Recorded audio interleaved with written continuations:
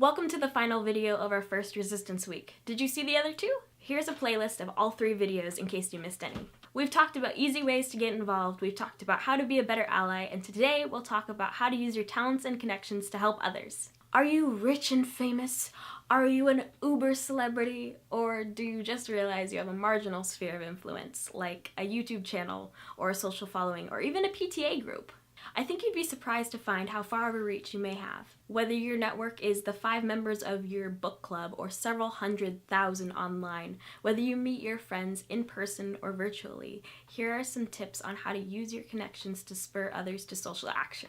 First, understand what value you bring to the table. In the idea of a book club or neighborhood meeting, maybe you bring the refreshments, or plan the weekly agenda, or schedule dates and make sure everyone is held accountable. Figure out your strength and see how you can turn it into activism.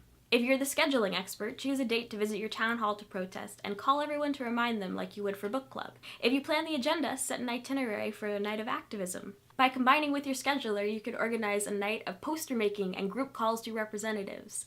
Work with others and you could build a local activist group. We are stronger when we work together, so take what you're best at and match it with someone else's strength. Now, if you're more of an introvert, or if your center of influence is bigger online, there are lots of options there too. My friend Sasha, a fellow author known as a Book Utopia here on YouTube, has used her position as an authority on books to start discussions on topics that mean a lot to her. She's been rereading books on the Holocaust lately and has used sharing excerpts and her thoughts to encourage dialogue among her audience of over 300,000. 300,000! Imagine if just a tiny fraction of those people take what they've learned and share it locally. If she gave them a call to action, imagine the things they could do. You don't actually need to imagine because I have an example right now. The weekend the travel ban was signed, several different celebrities announced they'd match donations to the ACLU up to a certain amount. These offers weren't coordinated nor planned ahead of time, but normal people just like you and me took these promises and shared them far and wide. Those who could donate did, and those who couldn't shared the word. The result was $24 million donated to the ACLU in less than 48 hours. That alone is incredible, but is made even more so when you discover that that's 3 times the amount of donations they received the first week after the election, and 6 times the typical amount they receive in an entire year. 6 times their entire yearly revenue in less than 2 days! That's incredible. That's the power of the people. So what can you do to spur others to action, even if you can't meet with them personally? Again, find your value. Why do people follow you online? Are you a musician? Share a song with proceeds going to your favorite charity. An artist? Do the same. A writing or publishing professional? Offer a giveaway of a book or offer critique services in exchange for donations or phone calls to representatives. Are you a YouTuber? Make videos on issues that mean a lot to you. Teach others how to get more involved. That's literally what I'm doing right now. Not every action is going to result in $24 million donations, but every action makes a difference. Simply talking about what's going on, sharing your frustrations and solidarity, that makes a difference.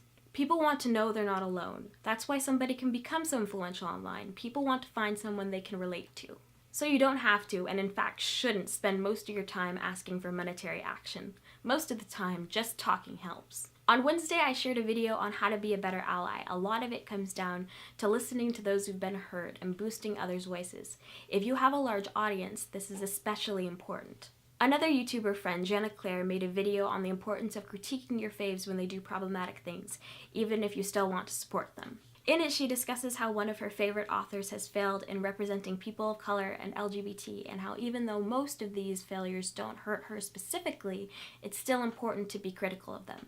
The biggest thing you can do in the long haul is to stay present. I know it can become incredibly overwhelming, especially after putting so much effort into something only to see it fail. It can become very hard not to get worn out and lose motivation. In your neighborhood and online, there are so many ways to help one another. This administration is counting on making us feel distracted, overwhelmed, useless, like nothing we do helps. They will do everything they can to drive us apart because that is how they succeed. The only way we win is by being stronger together. I believe in you. I believe in your friends. I know we can do it no matter how long it takes. Please let me know in the comments ways you have used your influence to inspire action in person or online, or ways you can think of to reach a larger audience. If you liked this video and would like to help me make more, please subscribe and check out my Patreon. Thank you for watching. I swear I'll get back to talking about writing and books eventually. Be patient with me. I hope you have a great day. I'll see you soon. Bye.